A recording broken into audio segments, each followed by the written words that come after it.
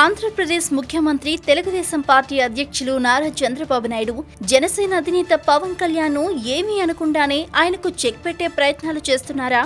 అందులో భాగంగానే అదే సామాజిక వర్గానికి చెందిన వంగవీటి రాధాకృష్ణను పార్టీలోకి ఆహ్వానించి వచ్చే ఎన్నికల్లో విస్తృతంగా ఉపయోగించుకోనున్నారా అంటే అవుననే వాదనలు వినిపిస్తున్నాయి. 2014 సార్వత్రిక ఎన్నికల్లో బీజేపీ, జనసేన, తెలుగుదేశం పార్టీలు పొత్తు పెట్టుకుని పోటీ చేశాయి. టీడీపీ గెలుపులో పవన్ కళ్యాణ్ పాత్రను కూడా తెలుగు తమ్ముళ్లు పదే పదే ప్రశంసించారు. బీజేపీ, వైసీపీలు కూడా పవన్ కారణంగా కూడా టీడీపీ విజయం సాధించిందని చెప్తున్నారు.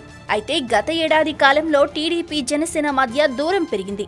ఏపీలోని పలు అంశాలు అవినీతిపై జనసేనాని నిలదీస్తున్నారు. దీంతో దూరం పెరిగిపోయింది. కానీ ఇటీవల మళ్లీ జనసేనాని తమతో చేతులు కలపాలని స్వయంగా చంద్రబాబు ఆహ్వానించారు. దానికి పవన్ నో చెప్పటం వేరే విషయం. మొత్తానికి 2019 సార్వత్రిక ఎన్నికల్లో పవన్ కళ్యాణ్ కలిస్తే టీడీపీకి లాభమని చంద్రబాబు, టీడీపీ నేతలు భావించారు. అందుకే ఆయన తమతో కలిసి రాకపోయినప్పటికీ ఆయన టార్గెట్ చేసుకోవద్దని పార్టీ నేతలకు చంద్రబాబు సూచించినట్లుగా వార్తలొచ్చాయి. ఇటీవల టీడీపీ పవన్ ను టార్గెట్ చేయటం లేదు.